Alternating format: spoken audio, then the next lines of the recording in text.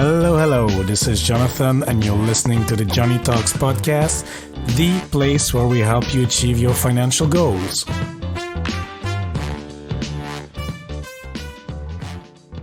Hola, amigos. Hope you're having a great day wherever you are. And if you're a new listener to the show, special warm welcome to you. I really appreciate you tuning into the show. And if you're a returning listener, welcome back. I appreciate it even more.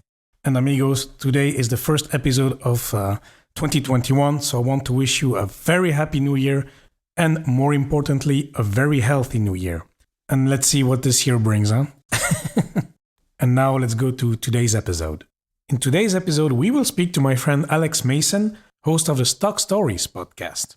I only recently started to listen to his podcast about stocks and investing, and I really enjoy learning more about every company he talks about. While he focuses mostly on S&P 500 companies, the largest publicly traded companies in the US, the great thing for us in Europe is that he also dives into European stocks like Total, Nestlé, or Louis Vuitton, amongst others.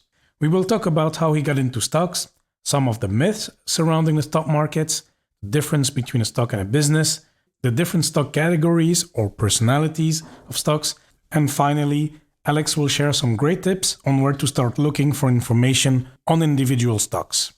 This episode is for you if you're looking at getting into investing in individual stocks, but are not sure yet on how and where to start. So without further ado, let's hear the interview. Hello, Alex. How are you doing today? Hey, Jonathan. I'm doing great. Thanks for having me on the show. Yes, I'm very excited to have you on, Alex, because we've been chatting a bit, and you run your own podcast, the Stock Stories podcast, and you talk about the stories behind each stock of the S&P 500, but not only the S&P 500, also you cover as well European stocks, which is great for me, for us, for a part of the listeners. And you really go into details. And of course, I wanted to have you on to explain a bit your process, your story with stocks, actually. So, maybe we can start with that, Alex. So maybe can you tell us a little bit about your story with stocks? Where did it start? How can I say? What's your passion with stock? Why are you passionate about stocks? Well, I would say first, growing up, I never really had much exposure to the stock market or really investing in general. So it wasn't really something that I thought about, and it wasn't really, I didn't have any perspective regarding that topic at all. And pretty much growing up, I wanted to be an engineer. That was always my passion. And so I went to engineering school and pretty much only thought about that for a number of years. And then when I was about to graduate, I remember I was in a used bookstore one day.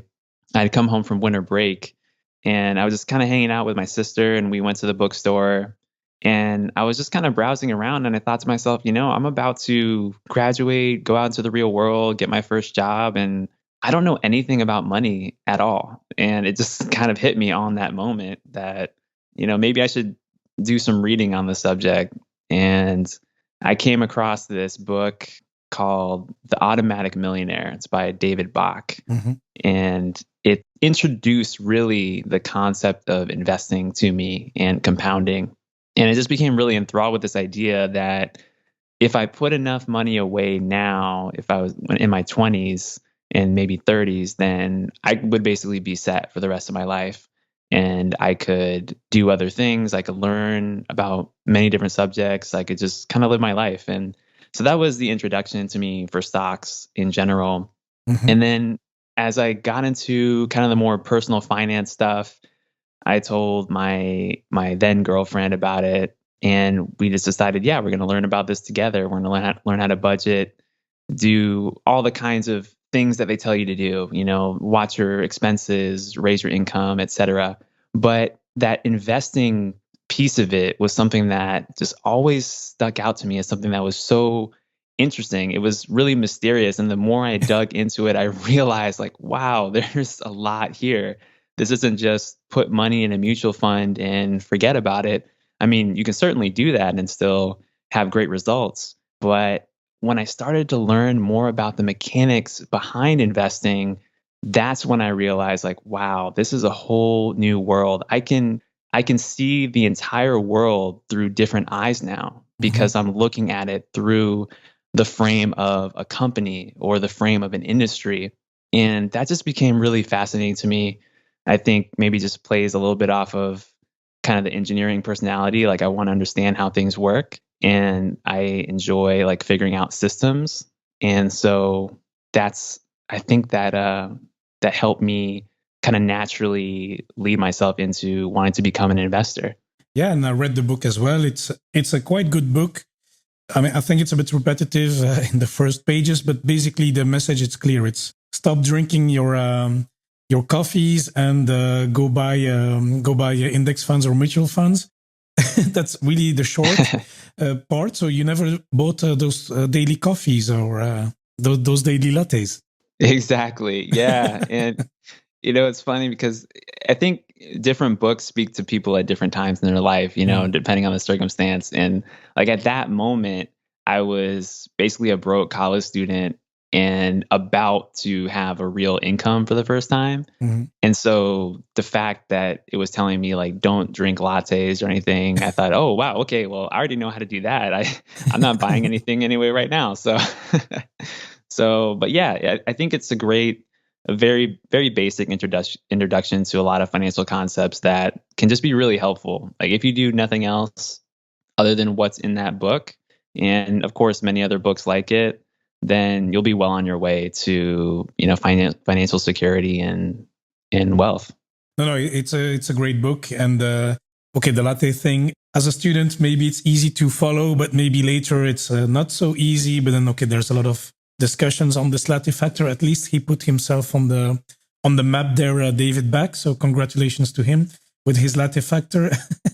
And let's move on to the stocks more. So yeah, now for 2 years now, you have been really moving on even further with the stocks, that you are having a podcast by yourself talking about stocks. And yeah, it's a really nice show. I've listened to a few episodes.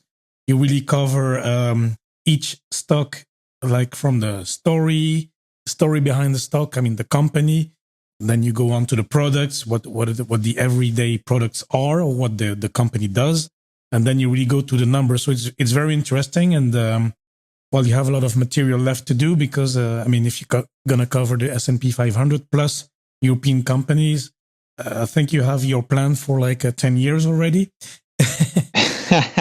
But it's really enjoyable. And for people who are individual stocks investor, it's really interesting. So I would recommend everyone to listen to it, and we can talk a bit more at the end of the show.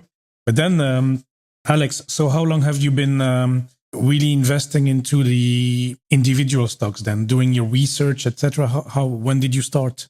Yeah, I would say I started more seriously looking at individual stocks and really getting going and investing in that way in 2017. That was kind of the part in my journey where I felt like it was a natural next step, because up until that point, I had only really been investing in index funds and doing so through kind of the typical tax advantage accounts that a lot of Americans or people around the world have access to. And so it was kind of a natural next step, because I really wanted to learn more about where the returns were really coming from, because you can do the research and you can see that, all right, such and such ticker symbol, this represents 500 or 1,000 or 3,000 different stocks, little tiny bits of all these different stocks. And okay, well, you're diversified and then that's it. Well, yeah, but why? And I wanted to understand why a little bit more. And so going through different companies has really shown a light to me on where the money actually comes from. Like, how does the economy actually interact with you and I as consumers? And how does that money eventually flow up to the shareholders and go in their pocket? And so, yeah, so it's been a couple of years now. And yeah, definitely learned a lot in these last couple of years investing in individual stocks. But yeah, it's really fun. Yeah. And the thing is with the stock markets, I mean, I started about 5 years ago, like 2014, 2015, to really invest in individual stocks. Of course, I did a lot of newbie mistakes. I played with a little money. I mean, not played. Yeah, actually played. We can say play because, okay, I did not know what I was doing, but I had a little money. So I had like, I don't know, like about $500 in it. And then I was experimenting, let's say. So I did not know exactly if I was trading a bit. I was making the mistakes that everybody does, trying to buy a cheap company with like penny stocks, thinking it will go up, multiply by 20, this kind of things. But at least I was experimenting, and I was like, okay, let's use this as my school. And okay, I made my mistakes. But what I want to get to is that, the stock market. I think you mentioned before. It has a mysterious aura around it. When you don't know, when you don't invest regularly, or when you don't read the books. I will not say the press, the books.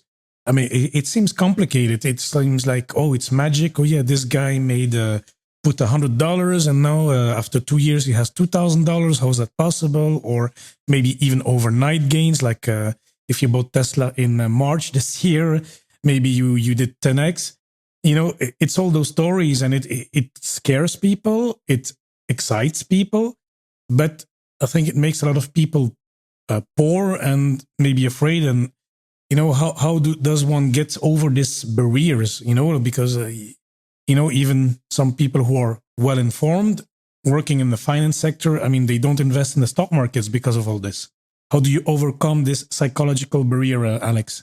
Yeah, I think what you brought up is a really important point. And there's so many tales and stories of people who invested money and maybe it went really well for them initially, but then they invested more money and just didn't really consider the risks and then end up going broke. And there's so many stories like that, unfortunately. I think the thing that I think about to kind of get over that barrier is understanding the difference between stocks and businesses. And there's a really key difference because sometimes I'll have, friends text me or talk to me and ask me about a particular stock or company, and they'll say, "Hey, Alex, should I invest in whatever it is?" And then after that, they'll say, "Well, because, I use their product or their service and it's really awesome. I feel like I should invest in the stock." And the thing is, that might be true, but there is a distinct difference between the business itself and the stock in the market. So the stock in the market is really just a reflection at a moment in time of the underlying business, because the business itself is really driven by fundamental things like its sales, its profits, its assets, its cash. Those kinds of things ultimately grow, and then the business becomes more valuable. The price of the stock itself is really just the market's opinion in a moment. And sometimes it's accurate and sometimes it's not. So I think it's really important to differentiate between those two concepts, because that can kind of guard you when, say, the stock market crashes or the price of a particular stock that you own crashes. Even when the business itself is doing fine, that just means that you're able to buy the stock on sale, so to speak, because you're able to get more value for less. Is it, I mean, for example, now we are recording in December 2020. So, of course, let's say the tech stocks, they have grown tremendously. So, based on what you said, does that mean that the market thinks that, I don't know, let's name Tesla, Amazon, that they are really, how can I say, not hyped, but the opinion of the market is that these companies are worth that much, and that maybe the sales or the business results are not necessarily matching those opinions of the market? I think that the market, speaking about tech stocks specifically, I think the market is really optimistic. And historically, the market has generally been pretty optimistic about tech because tech changes the world, right? Tech is super scalable as far as a business model or the various business models within technology. And so I think the market kind of has a right to be bullish on a lot of those companies like Tesla or Amazon that you mentioned. The trick to me, though, is sometimes it gets really hard to understand what those companies are actually worth. And the optimism in these industries and in these types of companies are really, really high. And you can just tell that looking at some basic metrics, compared to really almost any other industry. And so what the market's really saying is, hey, I think that Amazon or Tesla is going to continue to knock it out of the park with their profits and just grow and grow and grow. And it's difficult because historically they have been doing that, but even in Amazon, for example, it can't grow at 30% forever. There has to be some sort of a decrease in the growth rate, and that comes back to a mental model that's called the law of large numbers. So once you get to a certain size, it's just harder to grow faster and faster. And an example of that, of where we've seen that happen, is a company like Berkshire Hathaway with Warren Buffett. So Berkshire Hathaway has this incredible streak of growth going back decades and decades. But now they're growing a little bit slower. And that's just because they're too big. Warren Buffett can't make deals that get him 100, 200, 300% immediately on his money anymore. He has to buy much bigger companies and get a slower growth rate as a result. So all this to say, to bring it back to tech stocks and what's happening in the market right now, I think the market's pretty optimistic about where things are going to go. The companies themselves will probably do very well, but at this entry point, and again, I'm just speaking in generalities, I think we may have lower returns going forward for a few years, just because the expectations are so high that they're baked into the prices of so many of these companies. And it's just kind of like trying to cast the probabilities in your favor as an investor. If you have lower prices and high performance, then your performance as an investor is much more likely to do well. It's not saying that you won't do well. It's just saying that you may have a lower probability of doing so, at least based on the data that we've seen historically. And how can we, for example, as investors, identify, the good opportunities? Are there specific metrics that you think about, or business models that we need to study, or how can we make better decisions here? Not to get too much into the hype. We've talked about this in several episodes here, that, with the media, we always talk about the famous companies, the big companies, the big names, and okay, they get hyped because they get in the press because of their crazy valuations. But as well, on the other hand, there may be some opportunities, some companies that are maybe not so well known, or maybe, for example, in Europe or in Belgium for me, and maybe they are not doing so well right now, but there are good opportunities. And the same in the US. There may be some blue chip that are maybe just not talked about in the market, in the press. So how can we try to identify those? Yeah, so that's a great question. I think that there are a lot of things that we could think about that would be valuable. But one of the first things that comes to mind is, first of all, just being aware. Just learning about different companies in and of itself is an opportunity. One of my favorite investors named Peter Lynch, he wrote this great book called One Up on Wall Street many years ago. He said that in order to find the best investments, you have to turn over a lot of rocks. You've got to go hunting for them, because sometimes the opportunities are not abounding so easily, especially, in days like today where we've had bull market for many years. Sometimes it's a little bit harder to find the opportunities. So sometimes we do have to just look and look and look. Other than just that, I would say that we can look at, you asked about metrics. One of the metrics that I really like is called the PEG ratio.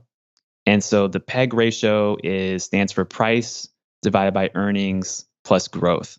And so we would take the price of a stock, divide it by its earnings per share, so its profits, and then add in the growth rate, or the expected growth rate. Of course, we can't know with any certainty how much a company is going to grow in the future, but we can have an educated guess.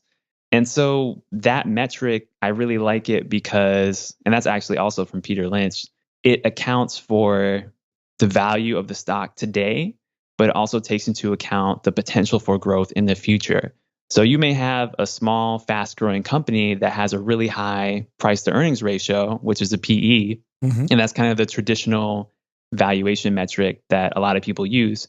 You can have a company like that with a really high PE, say 40 or 50, but if its growth rate is 30% or 40% a year, growing extremely fast, and it's able to maintain that rate of growth, then your overall valuation really isn't that high, right? Because your earnings are going to grow so fast, it's going to Hmm. catch up to the valuation. So that's one extreme. If we look at the other extreme of, say, a really slow growing company, that may be okay if the overall valuation is really low.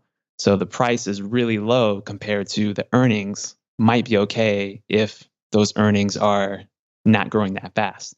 So there's different ways that we can make money as investors, right? We can have money in these fast growing companies or in slow growing companies. But one commonality between them is that the price that we pay is paramount. The price that we pay for any asset matters. Hmm. Yeah. It just matters a little bit less if the stock we're investing in is able to grow fast. Okay. Okay. Very good. And when you compare companies or opportunities, let's say, I will put big names because it's easy. McDonald's versus Tesla. What should I do? Should I compare the PEG ratio between McDonald's and Tesla, or is that a reasonable way of doing this? Yeah, I think we can compare certainly the PEG ratio, for example, between those types of companies for sure, because it accounts for the growth. One thing that I would also consider is, just going off of those two examples, Tesla is a very new company, and it is also in a company that is historically very cyclical. Now, Tesla is, I think, incredible in a lot of ways. They've done a lot of amazing things, and they're rolling out software. They're doing all sorts of great things. So I do expect them to perform way beyond probably what your typical car maker is going to perform at. But to me, it doesn't change the fact that it's still in a cyclical industry. People are going to pay 70, 100,000 US dollars for a new car now. Well, when we're in a recession, they probably won't, or they'll do so not as much. So what we have to think about that and the cyclicality of Tesla's profits.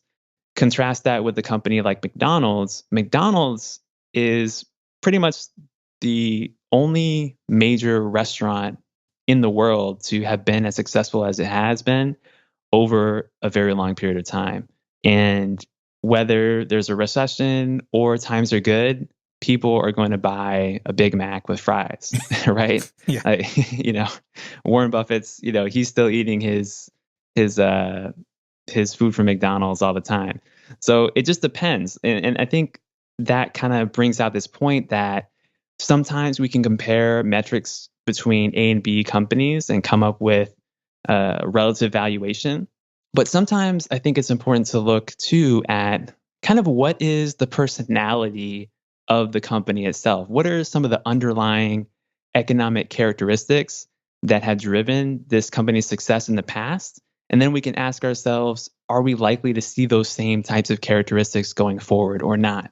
And so that's kind of where it comes in. I mean, speaking about Tesla specifically, like I just don't know. I think they're doing amazing things, but I also think the valuation is incredibly high.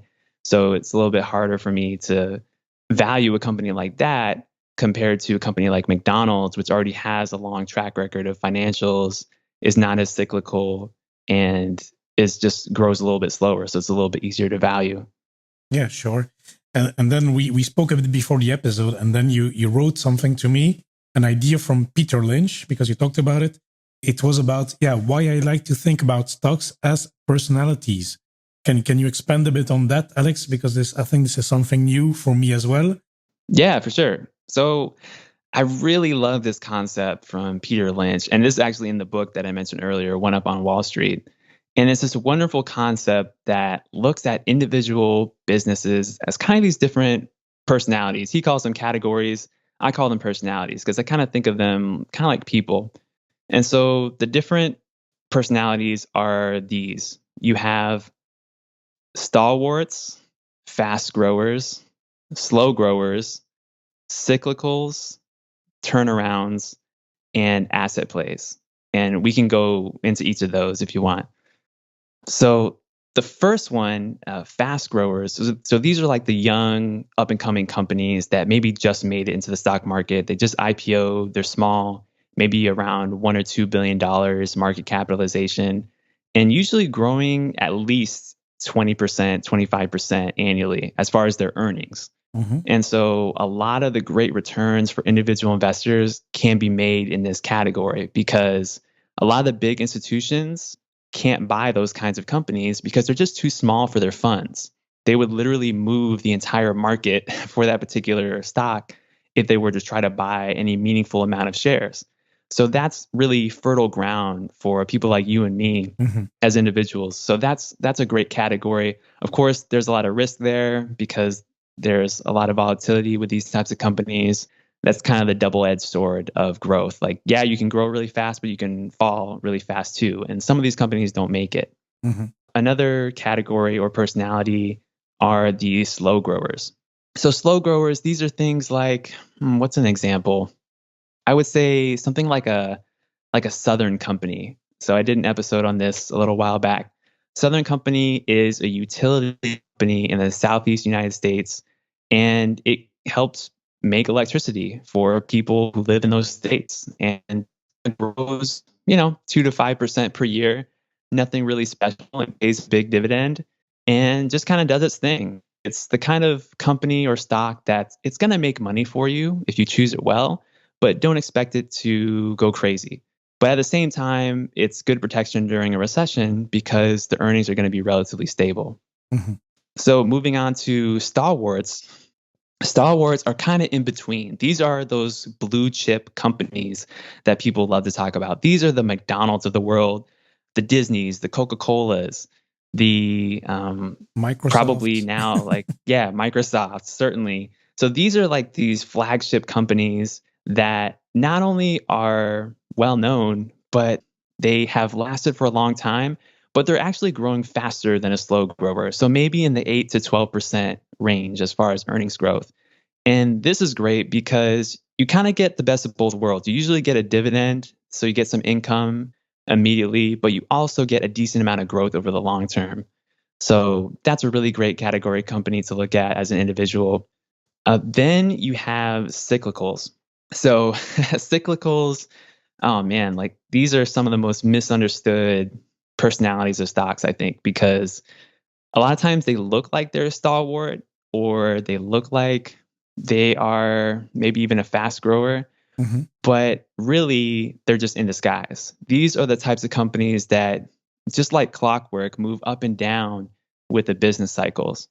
So think about, for example, the oil companies are a huge example of this. So companies like Total or Royal Dutch Shell or ExxonMobil, there'll be periods when oil prices go up and there'll be periods when oil prices come down. And this cycle just repeats over and over again. So a lot of times investors can get caught up buying at the wrong part of the cycle and then just have a ton of money lost as a result. So that's something to watch out for. But on the flip side, you can make a lot of money with cyclicals too if you're able to buy at the bottom of the cycle. But just be careful because you really do need to be familiar with the business you're buying and the industry you're buying in. Do you have other examples than the oil industry? Can we put the car industry in there or not? Oh, absolutely. Yeah. So the auto industry, if you look at Ford, for example, Ford has had many great years over the years, but in 2008, they almost went bankrupt. If it wasn't for the amount of cash they had on their balance sheet, they might have gone bankrupt and had a fate similar to General Motors. So car companies are notoriously cyclical. Same thing with banks, or another favorite among a lot of investors are airline companies. So just looking at history, there's just a huge amount of ups and downs with those types of businesses. Okay, interesting. Yeah. So then let's see. The next one is turnarounds. So this is just a situation where a company is struggling and maybe a new management team comes in and turns things around. They right the ship, they invent new product lines, they create new services, they employ better marketing strategies. These are the companies that maybe have fallen from glory, but they're on a comeback. And honestly, I find it more difficult to identify these types of businesses. One of the things that Warren Buffett has been known for saying is that turnarounds rarely turn around. And I think that that's true. Sometimes when a company starts struggling and failing, it's over. Like maybe they may not come back. And so, but again, you can make a lot of money potentially by buying a turnaround at the right time if you have specialized knowledge about what's going on. You really understand the possibility of a comeback. Mm-hmm. Yeah, I think that's a tough one. I would not feel comfortable with those myself. And then, so we have those 5 categories, and now we know them, and I think we can identify, and you helped us here, Alex, so thank you. But now what do I do with this information? Do I need to then diversify? Like, let's say I want to invest $10,000. Should I put then 2,000 in each category, or how do I need to see this? Is it just based on my risk profile? Yeah, that's a great question. I think it depends a lot, but in general, I would say, especially if you're beginning to invest in individual stocks, just stay away from the cyclicals, stay away from the asset plays and the turnarounds, and just avoid those altogether because it's really easy to lose money with those kinds of companies if you're not careful. I would say I think stalwarts are a great place to start for a beginner investor in individual companies because these are the companies, first of all, that everybody already knows. Everyone already has some familiarity with a Microsoft or McDonald's at some level. And so there's some familiarity there. And not only that, but they're a little bit easier companies to study. They have strong track records of financial records, and they're more easily analyzed. And when things go bad in the market and in the business cycle, they tend to not go down as much as other types of companies. So they kind of cushion the blow for you there. If you're getting to a point where you're feeling really comfortable with the stalwarts, then I would branch out into some of the fast growers probably, because honestly, you're going to make higher returns there. And that's actually kind of where I'm at now in my investing journey. I've been investing in a lot of the stalwarts and avoiding most of the other categories, and kind of trying to get more into, I've waded into cyclicals a little bit, but I also want to get into some fast growers for sure. Yeah.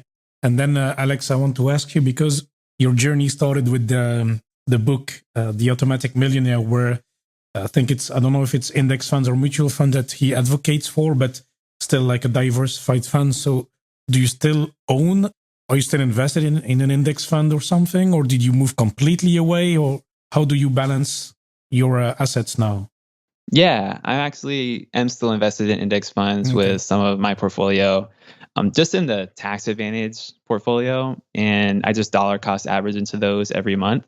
And that's just an easy way to ensure that if I make some huge mistake in the future, that it's okay, And I think a lot of people kind of get this messed up in the financial space.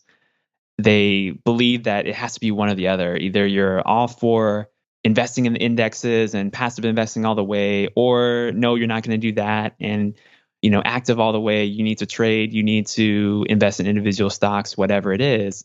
But I don't really subscribe to that. I think that you can have a mixture. You can, like you said, when you first got started, you were experimenting a little bit, right?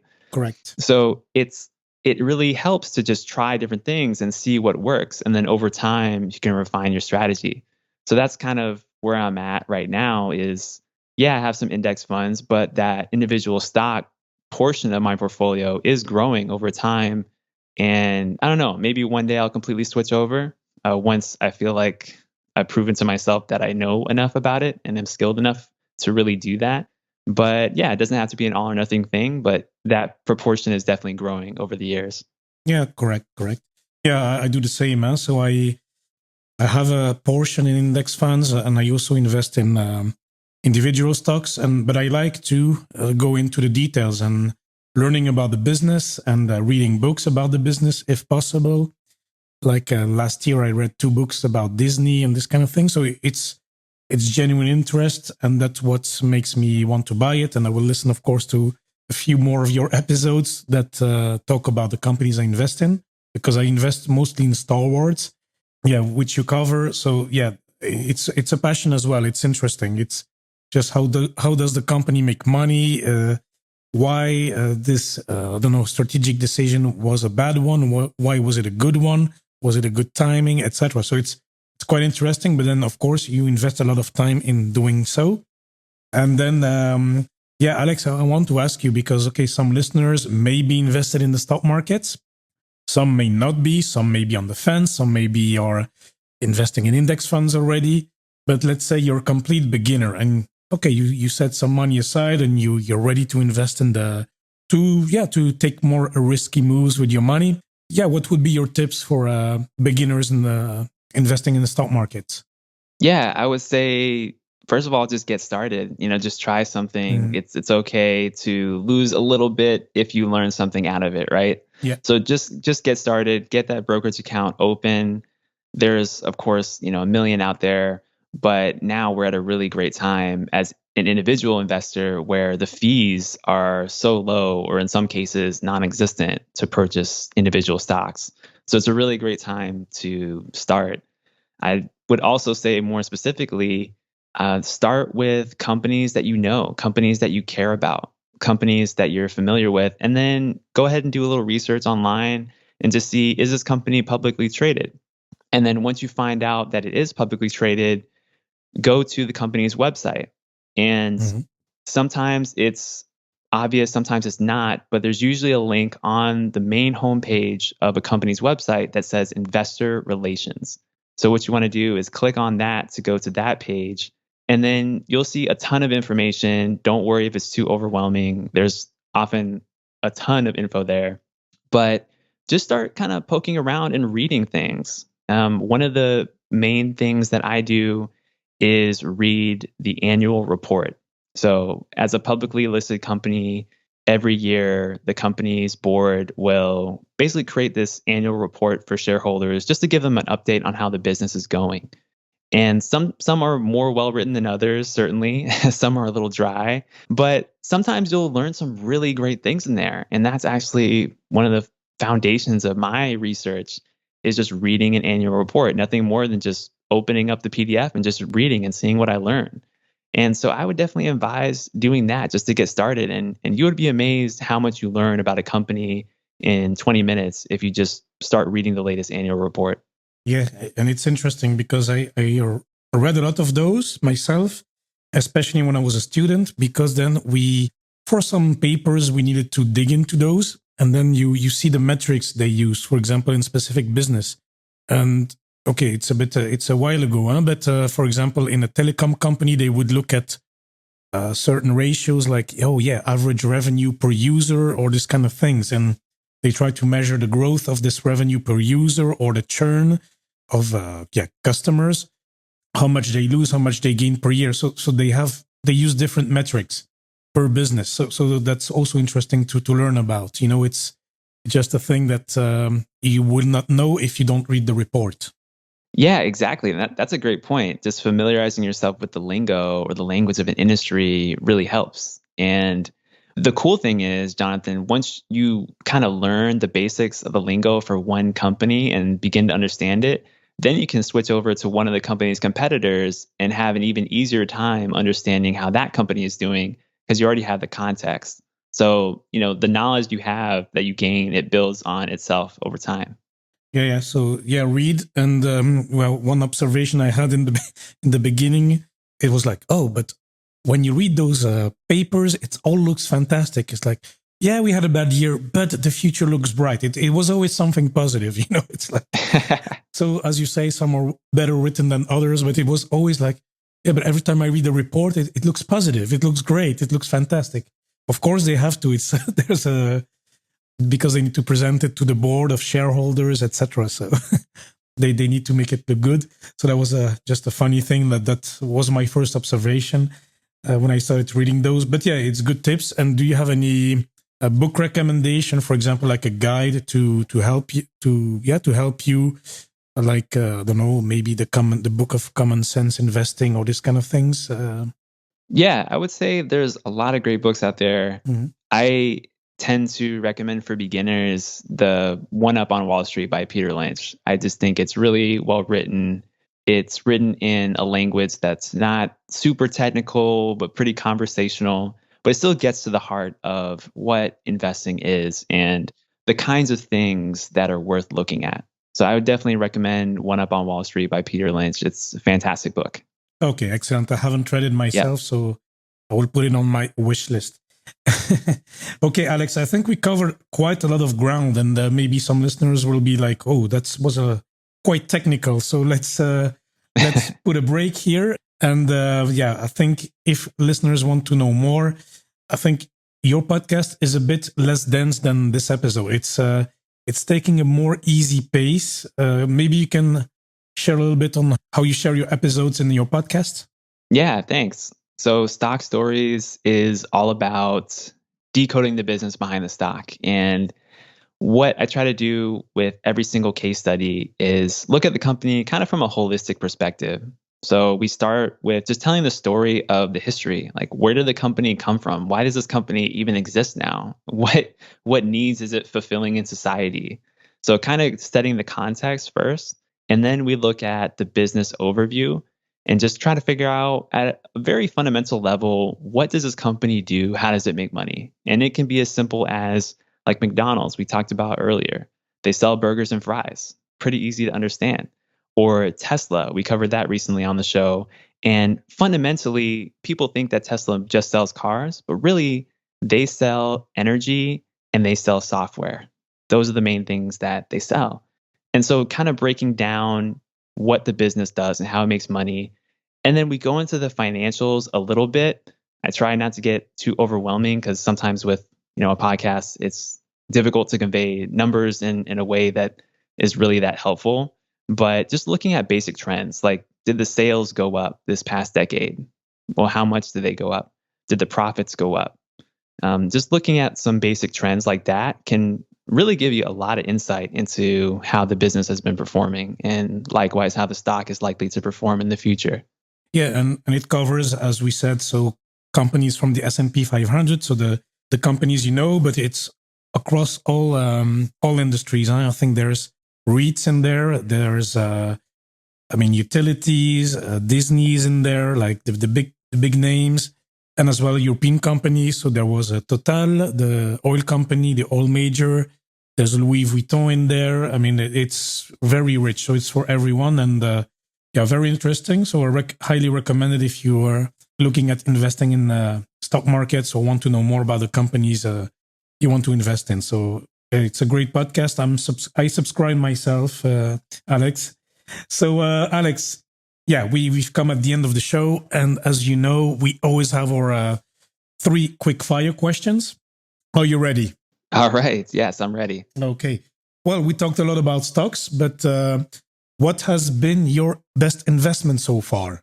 Oh man, I would say I'm going to go with a percentage-wide answer. Mm-hmm. I would say Louis Vuitton Moet Hennessy has been my best investment. Yeah, I bought some shares right at the bottom back in March, and they've come back pretty nice. I wish I could have bought more shares, but yeah. Oh, excellent. I have invested in it as well. Because I always hear a lot of people on Twitter and they mention the stocks they invest in, but I haven't seen many people investing in luxury. And I think to me, luxury, I will quote what Bernard Arnault, the CEO, said in one article I read in the business press. It was like, I don't know about Facebook in 100 years, but at least in 100 years, they will still drink champagne. So I thought it was pretty arrogant, but actually true as well. So I was like, this one is a good one for the long haul. Oh yeah, and I just love the company. Like you said, like the brands, they've been around for literally hundreds of years, and it's just mind-boggling to me. Like if you have a business that can still be successful after a couple hundred years, there's very few companies around the world that can reach that bar of excellence. So yeah, I'm impressed too. Mm-hmm. Very good. Next question. Well, we already talked a bit about the books that you like, but I will ask it anyway. What is the best book you can recommend to anyone? And it does not need to be a financial book, Alex. That's a good question. I think actually I'll mention a book that I'm actually still reading. I have it here in front of me, but I've been really impressed with it. It's Principles by Ray Dalio. Mm-hmm. And it's a book. Ray Dalio, he's a hedge fund manager. Basically, he created the biggest hedge fund in the world called Bridgewater Associates. And the book's actually not about finance at all, although it's written with some of that background peppered in there. Mm-hmm. But I love it because he just focuses on what are basically the timeless principles that you can have to build a better life for yourself. Like, how do you think about problems or in your life and how to solve them very methodically? How do you think about the impact that you're making on the world? There's just a lot of good stuff in there. And it's quite a book. It's several hundred pages. And like I said, I'm still not done with it yet, but I can definitely vouch for the first few hundred pages. It's good stuff. Okay. Yeah. Another friend recommended to me as well. So worth reading. Okay. Very good. And then the last question. What is the best purchase you've made for under $100?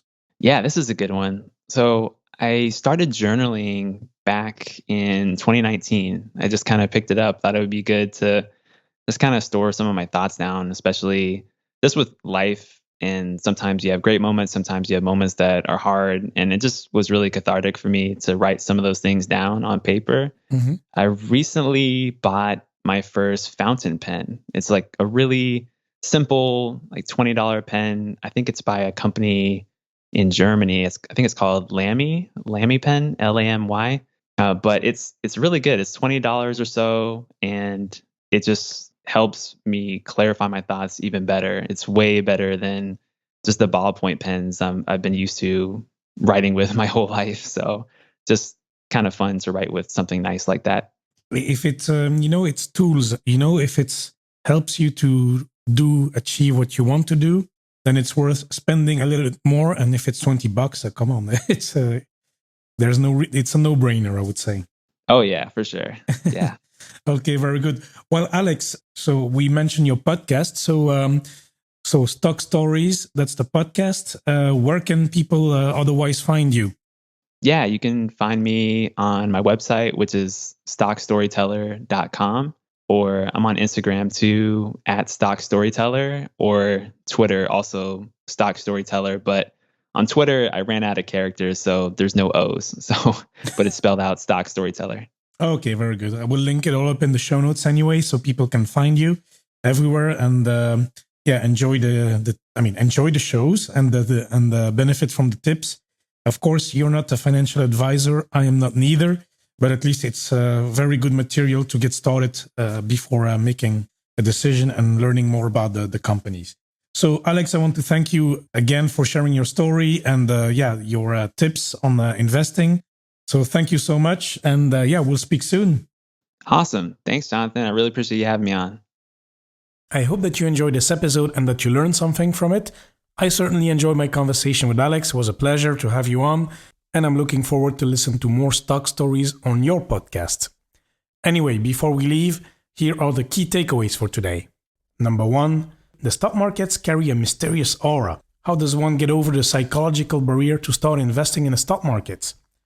Well, one excellent tip that Alex gave was to understand the difference between businesses and stock prices. Stock prices are a market's opinion at a particular moment in time, and they can be accurate or not.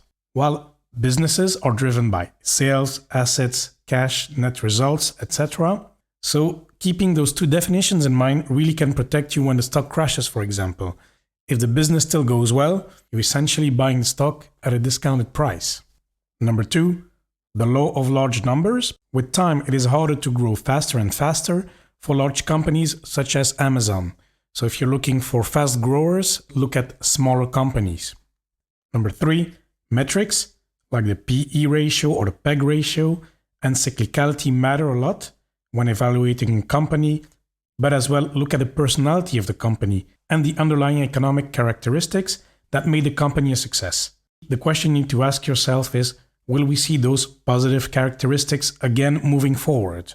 Number 4, view stock as categories, the concept from Peter Lynch. So look at businesses and identify the category. Does it belong to fast growers, slow growers, stalwarts, cyclical, turnarounds, or asset plays? And as Alex mentioned, if you're a beginner, you're better to look at familiar companies like the stalwarts. And then, once you're more comfortable, branch out into fast growers, for example. Cyclical and turnarounds, etc. These are a bit risky at first. And then last key takeaway for today, especially for you if you're a beginner or if you're still a bit on the fence of investing in the stock market, the important thing here is, as we have said before, and that is also valid for many other things, is to get started. So yeah, start identifying the companies you're interested in, you're familiar with, go visit their website, and if they are publicly traded, go to the investor section and start reading the annual report, just to get yourself familiar with the jargon, with how they present themselves, how the company is doing, what products they sell, how they make money, etc. And just try to understand their business model. And if you want an example on how to do that, I think the best way is to listen to one of Alex's episodes. Oh yeah, and before I forget, it's okay, and it's actually normal to maybe lose a little bit of money in the beginning. Take this as your learning curve money, so it doesn't matter too much. Make those mistakes, but then continue growing and learning and reading about the companies you want to invest in. So that was it for today. Thank you so much for listening. It really means a lot to me. Make sure you subscribe in Apple Podcast. And of course, please do not hesitate to contact me. If you have any questions or feedback, send me an email, john@joneytalks.com, or connect through social media at Joney Talks on Facebook, Twitter, and Instagram. And amigos, once more, thanks so much for listening, and I'll speak to you next time.